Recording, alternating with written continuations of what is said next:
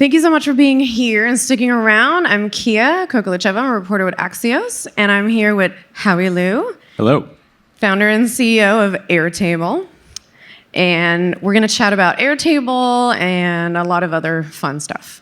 So thank you for being here, Howie. Of course, thanks for having me. How about we start with a quick telling of how Airtable came about? Where did the idea come from? How did you guys start that? Give us a story. Yeah, so Airtable is almost 10 years old as a company, and it really started as an idea to democratize software creation. So I had founded a very short-lived first company called eTax, went through Y Combinator, sold it to Salesforce, and then while there, really got the idea about business applications in the cloud. Salesforce was growing its product, Force.com at the time, very quickly, and to me it seemed like there was an opportunity to go and consumerize that kind of experience. And low code wasn't really a category nobody was talking about. Apps at the time, and even what year is that? 2011 through 12. And even the consumerization of enterprise with products like Miro and Figma and Zoom and Slack that we all know now had not yet started. And so it was really, really early days, but I had in my head this idea that you could go out and build this product that was so delightful, people would just love using it, adopt it, and ultimately pay for it. I will say every investor at the time thought we were nuts. They were like, okay, you can build a great product, but people will not come. So it's been a long journey, but I think we've figured out the distribution model, and as of late we've also built an enterprise business around the product as well. All right, we're going to jump to something a lot more recent. So in December, you guys announced that you raised your latest funding round. It was $735 million at $11 billion valuation. And at the time, you talked about how it gives you more financial freedom. You can be more flexible with timing of an IPO or anything like that. Give us more color around raising that round, because you did one less than a year prior. Why raise it? Why then? What does that mean? Yeah. Well, I wish I could say I was a brilliant macro investor, but I think we definitely got lucky with the timing. And we didn't need this round. We had plenty of capital left from our prior rounds. In fact, we hadn't touched any of the funding from our Series E, which we closed in earlier last year. And but I think opportunistically we had a lot of interest around our category, our product. I think we had proven out a lot of our enterprise land and expand mechanics. So the business was really humming. Enterprise revenue was and is still growing very quickly. We had really great net dollar retention as a business. And so, rather than wait to raise the capital that we would need eventually to continue fueling growth, when the opportunity arose, we decided to just go and raise a quick round. So it was serendipitous. I think ultimately now we're obviously very glad that we raised that capital so that we're really not too worried about how the markets continue to evolve in the near to even medium term. And I think that's always been part of our philosophy, is to really be able to make the right long-term bets in the business and not have to play the quarter by quarter or even year to year growth game. You kind of touched on that, the market. So that happened right around the time that there was the big sell-off. All the tech stocks were down. And here you are with your $11 billion valuation. How do you think about that now in the context of the public comps and your other private peers? Where does that come from? Is your growth so incredible that it justifies a valuation? Where's the math? Yeah, I think the math sounds obvious, but I realized that I hadn't fully internalized or understood how the math works until fairly recently. And in net, I think it's the outer years of durable growth that really matter, that drive valuation. You can grow 100%, for the next year or even 2 years, but if there's an expectation that you'll sharply decelerate and flatline after that, then you're a much less valuable business than one that could grow even more modestly at, call it like 70, 80%. But there's a belief that the market is big enough, you're executing well enough, you have enough product differentiation to sustain that level of growth, 3, 4, 5+ years out. So I think what we're really betting on is driving durable growth. We're not too worried about, each quarter do we hit or exceed our numbers, although we have. But even more importantly is, setting the expectation that we're really investing in the long term of the business. So now we're really focused on driving, even more adoption of Airtable, from the ground up, not just focused on, the short-term enterprise numbers, but can we put out enough seeds of adoption, in the world to become ubiquitous and really become the category-defining product out there. Is the market and sort of what was happening, did that change your plans for the next 12 months? Does that change your IPO plans? Are you allocating capital a little differently now?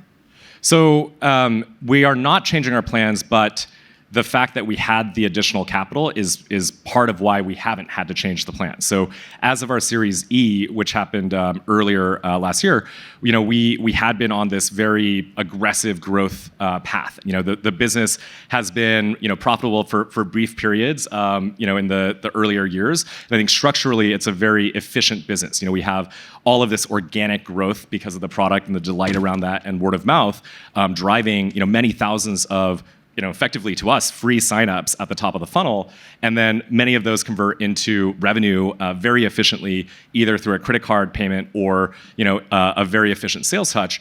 But I think over the past year, we've really started to aggressively invest into the product, for instance, and also really broadening our reach in terms of market penetration and getting more logos landed within enterprise. And so that step up in investment has also increased our burn during that time. And I think the Series F really allows us to just think long term and not have to pull back for short-term reasons as we go on this path to win the category. Are you already thinking about going public at some point? Like, where in the horizon is that? Yeah, so it's definitely on our minds. We're in the 9 figures of revenue, growing very quickly. So by some measures, we could be, if we wanted to, we could, rush the path towards being public and do it sooner rather than later. But we've always seen being public as more of a milestone than an end goal. When I started my career in the Bay Area and in the whole world of tech, I remember people would say, going IPO was kind of like the end all be all. Like, they talked about it like it was success embodied. Like this is a company that's going to IPO, and certainly it takes a lot to get to that stage. But I think for us, it's always been more important, to focus on the long term. And especially as of right now, with all the volatility you see in the markets, and I think the distraction that can create, both to employees as well as management, shareholders, et cetera, I think we're really just kind of focused on investing into the business. So it's not on the horizon in the very near term, but we want to have the discipline to be public capable whenever it is appropriate. So not for the next year, but we want to be structured in a way where we have the predictability, and we're really thinking about the business in a mature way that a public company would be. Let's talk about Airtable the product. How do you think about not being like a one product pony, and not just being known as the spreadsheets on steroid or like the really great database kind of product to do great things at work? Especially when you think about companies like Microsoft or even Salesforce, and they bundle a lot of things. How do you think about that, and how do you apply that to Airtable, or do you not? Does that not matter? No, it's very relevant. I think in a way, to build a really big business, you have to find some kind of wedge into the existing category landscape out there. I mean, the big companies aren't dumb, and I think especially today, the Microsoft of the past 10 years has shown itself to be a very lethal and innovative competitor to you when they really care, right? And I remember actually before starting my first company, Microsoft, I thought of as kind of a increasingly irrelevant company, as many of us probably did at the time. But I think now they've shown, when you have the right strategy, the right execution, and a really large existing distribution base, it can make it really hard for new entrants to make a dent into those markets, right? Obviously, Slack, seeing a lot of resistance from Microsoft Teams in their race to capture the enterprise. So I think for us, it's definitely been top of mind. We've always talked about our greatest competition eventually coming from Microsoft, but in the near term, I think we've been able to wedge in between their current focus areas, and especially because Airtable is not a wholesale replacement for Office or even Microsoft Excel, but really it's a novel product and a novel category of its own. And we think of it as low-code application building that individual end users within the enterprise can actually adopt and implement on their own. So the fact that we're coming in and enabling new apps to be created, new business value to be created, and then accordingly to monetize that, as opposed to trying to go in and displace the budget of an existing category, I think makes it much more, in our minds, plausible that we can go and continue to grow this category. I think at some point the big companies will certainly wake up and put in more fierce competition, but for the time being, we see a pretty clear path of execution as a leader of our own category. But it's not just Microsoft and company. You've got the Notions and the Codas of the world. Like, how do you think about those rivals? Because they come from a place that's much more similar to where you come from. Yeah, I think the landscape of collaborative work management, if you will, or just disrupting how every knowledge worker does their job is so big and so heterogeneous in terms of the actual problems to be solved that there are going to be multiple products that can grow and become very large. I think you mentioned a few, and I think each of the products that have seen some level of success in the market has a different take on how to solve those problems. Notion, I think of as a more Word document-like product that has even more kind of structured abilities. It's kind of like a reimagination of like Microsoft Word for the modern age, right? Where it's a much more fluid canvas. I think Microsoft is actually responding to that very directly with some of their latest product offerings, their fluid framework, et cetera. And so I think it's a really interesting take on one subset of the problem. You have products like Asana that I think of as much more project management and task oriented. But the space that we're going after, we really think of as low-code apps. And so we were built from the get-go around that concept. We started with this relational database product that anyone could use and have layered on these additional pieces of customization like logic through automations or an interface designer that lets you create a custom view that you can deploy to your end users. And all of these things, I think, come together to deliver different types of value to our customers than anything else that's out there. Is there a world when a bunch of you guys band together and you're like the new Microsoft Word or the new Microsoft Office? I think it's certainly interesting. I mean, there's obviously two ways that could happen. One is through partnerships, and I think you saw this a little bit with like Slack and Zoom, doing some partnerships. I think you'll see more of that across the Rebel Alliance, if you will. But I think there's a limit to how much you can do there, and I think ultimately every product does have nuances. They don't, it's not like they've formed this perfectly MECE or mutually exclusive, comprehensively exhaustive suite of products, and each one of them kind of has a differing set of strengths and ideal customers and buyers, et cetera. So I think that will only go so far. I think you might start to see some roll-ups in the category. So certainly some of these products are going to acquire each other, and there is value to having a single point of sale, basically, as a vendor to go and offer multiple products. For us, it's not really been top of mind. I think we're seeing a lot of traction with our go-to-market model. So we don't feel an existential threat from not having stronger distribution through other companies.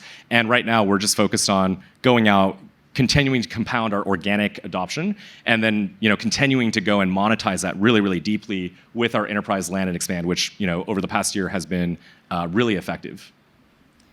Speaking of like partners and product friends, one thing we've seen a lot of these companies do is start to push out APIs, SDKs, all kinds of dev tools to have other people build on top of them and become a platform.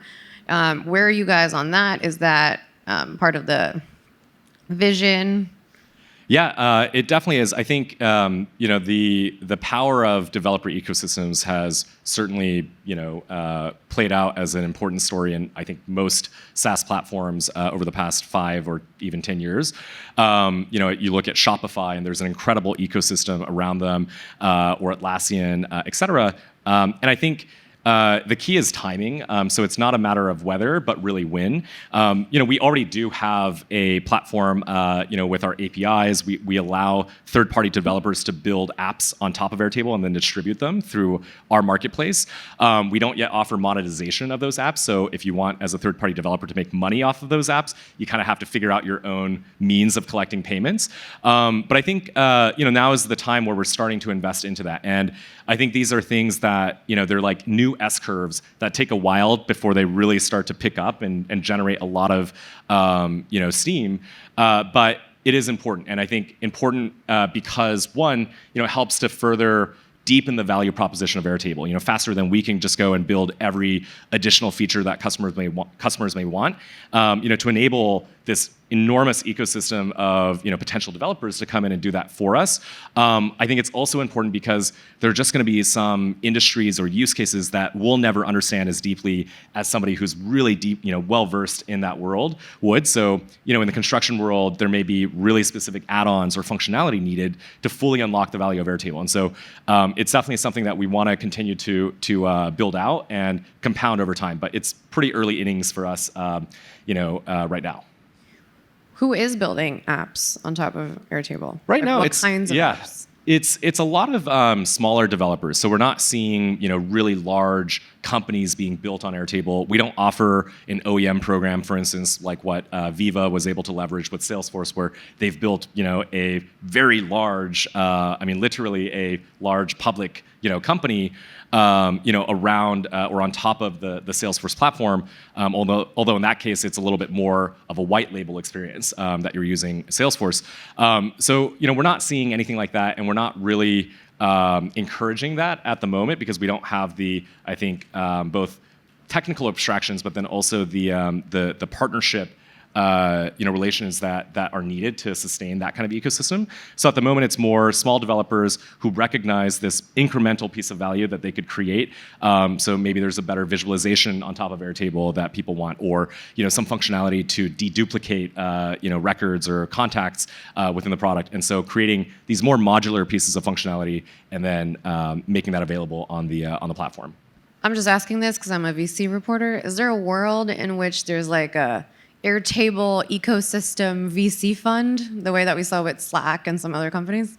I think it makes a lot of sense. Even if the financial returns aren't great on those funds, I think it still benefits us and potentially a partner VC in that it helps stimulate this ecosystem around Airtable. And I think eventually, as the ecosystem grows, they actually can generate significant returns, right? I mean, you do see success stories around the Salesforce ecosystem of sizable businesses being built. So I think early on it will be more a way to just kind of stimulate development, to show developers and independent software vendors who might come and build on top of our platform that there is a real market out there, and you can build a viable business on top of the platform. In the long term, I think it becomes more self-sustaining and actually return generating. So what worries you? Like, what could go wrong for Airtable? Well, there's a lot. I think running a business at scale is never easy, and I think the failure modes outnumber the paths to success probably by a multifold. But I think there's a lot of surprising challenges, I think, to just operating a company at scale that I wouldn't have anticipated as a bright-eyed and completely naive founder 15 years ago coming into this world. I think for one, you can have perfect strategy. We may have our product roadmap really clearly defined. We may say, here's our strategy to differentiate our product and to really be the best in our own category. And even here's a go-to-market plan that makes a lot of sense on paper. In practice, it's still so hard to actually execute on those things. I mean, it's one thing to have 5 salespeople deliver against your plan. It's another to have 50 or to have 500, and just there's a lot of human error that can happen in that process, right? So I think it takes a certain level of operational and organizational excellence to even deliver against a plan that makes strategic sense. I think second, there is this looming shadow of, are we going to see a really serious threat from Microsoft at some point? In which case, that could be there could be an overnight change in terms of the competitive landscape if that happens.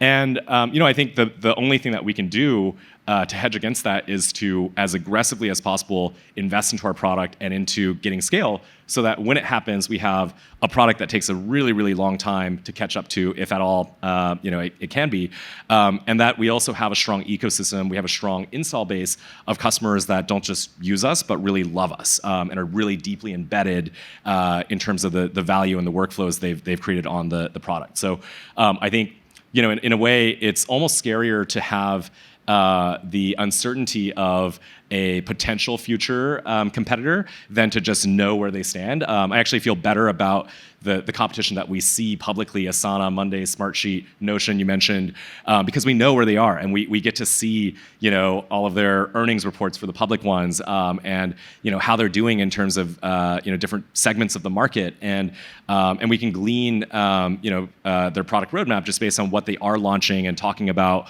publicly. So in a way, I think the scarier risks are the unknown ones versus the known. Is Microsoft like the big wild card, or could that be a number of other companies? I think it could also be the other cloud companies, so Google, Amazon, insofar as, if you think about cloud computing and how large that market is, it's now provably large, right? When AWS first came out, people were wondering, why is Amazon, this giant retailer online, like now selling servers? That seems like a weird and potentially niche thing for them to do. And obviously at this point, it's become this incredibly large business because of just the explosive growth of cloud compute as a category.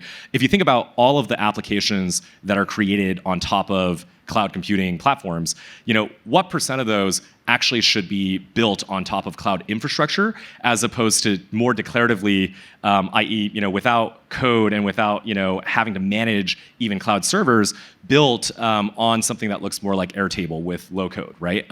So I think there is this massive, potentially existential threat, or at least opportunity for every cloud provider to think about this as the next layer of abstraction in cloud. You had hardware and managing servers in literal server farms, and then now you have cloud. But I think the next layer is to almost do away with the need to build a lot of code, write a lot of code to build applications. And so I think Amazon and Google have both done some, built products in the space. Amazon with a product called Honeycode, and then Google with a product called Tables. But it's still very early innings, and I think we, based on what we've seen, we feel good about how our product differentiates and continues to gain more inroads within enterprise. Okay, so what is your Web3 strategy? I'm joking. I hold 0 crypto. Although I would love to see an Airtable token. To end on a super positive note, the pandemic. What did that teach you about the future of work? Or I guess the present of work? Yeah. Well, I think there's the internal side of things where I was a big believer in the office, and I was, kind of dismissive or skeptical of any companies that were primarily remote or hybrid. I just, I thought it was a weird concept to not show up into the office where you can tap people on the shoulder and like brainstorm on whiteboards, et cetera. And I think what I've personally learned is just how productive we can be, both on a company level, but also societally, when many of us have been working remotely predominantly for the past 2 years. And so it's just been this incredible showing of adaptability, that we can figure out how to rethink pretty much like the way that every second of most of our jobs works, especially in knowledge work and certainly so in tech, almost overnight, right? And not have as much of a disruption to our productivity as we would have anticipated. So for us, internally, I think shifting to a more and more hybrid and remote friendly culture. And then I think macro, looking at how Airtable plays into the broader landscape of, the digitalization of enterprise, I think, this is the time that every company has an excuse and even an impetus to go and rethink how they work. And so we've benefited, I think, along with, other players in the digital works space, in that every company is investing into new products that really increase ROI and ultimately give people a more efficient way of collaborating, especially when they're not all able to tap each other on the shoulder. Very cool. Well, thank you so much for being here, Howie. Thank you.